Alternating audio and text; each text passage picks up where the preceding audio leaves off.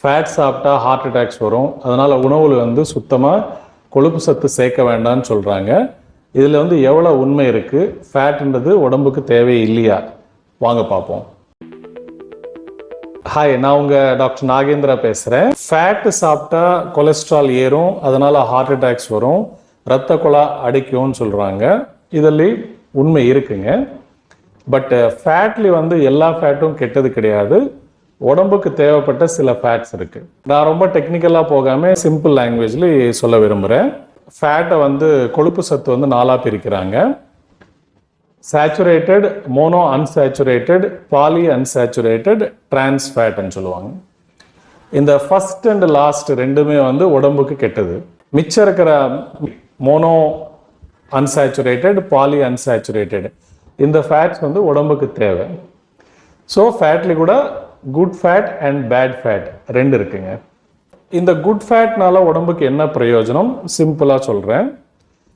நம்ம உடம்பு வந்து சத்து கொடுக்கறதுக்கு விட்டமின்ஸ் தேவைன்னு படிக்கிறோம், மினரல்ஸ் அண்ட் விட்டமின்ஸ். பட் விட்டமின்ஸ்ன்றது வந்து ரெண்டாக பிரிச்சிருக்கோம், water soluble, fat soluble vitamins. Water soluble vitamins வந்து தண்ணியில் கரையும். Example B complex. நீங்கள் பி காம்ப்ளெக்ஸ் மாத்திரை போடும்போது உடம்புல வந்து தண்ணி இருந்தால் தான் அது வந்து ஜீரணமாகும். ரெண்டாவது வகை வந்து ஃபேட் சால்யுபிள் விட்டமின்ஸ்.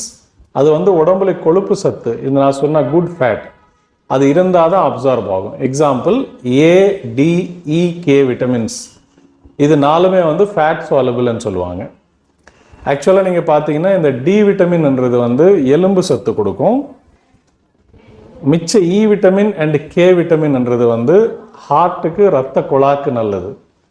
அப்போது ஹார்ட்டு நல்லா இருக்கணும், ரத்த குழா நல்லா இருக்கணும்னா சொன்னால் கூட இந்த ஃபேட் வந்து உடம்புல தேவை. செகண்ட் பாயிண்ட்டு, நீங்கள் உடம்புல இருக்கிற செல், அணுன்னு சொல்கிறோம் இல்லையா, சாண்ட்விச்சில் வந்து மேலே பிரெட்டு, கீழே பிரெட்டு, மத்தியில் ஜாம் இருக்கிற மாதிரி ஒவ்வொரு அணுவும் எவ்வளோ சின்னதாக இருந்தாலும் அதில் திருப்பி 3 லேயர்ஸ் இருக்கும்.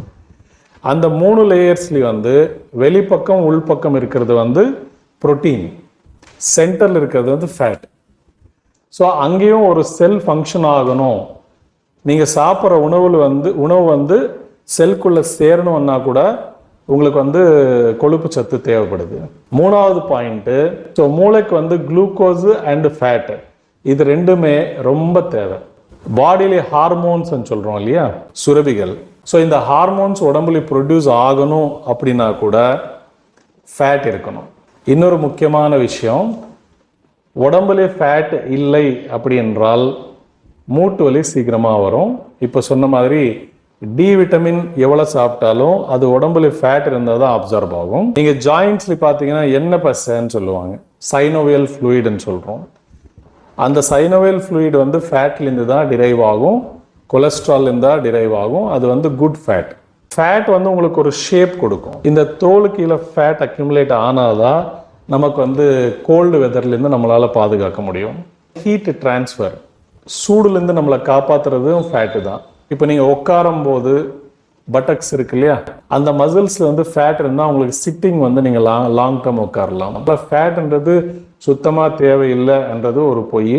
ஃபேட்டு கூட உடம்புக்கு தேவை. But always choose good fat, not the bad fat.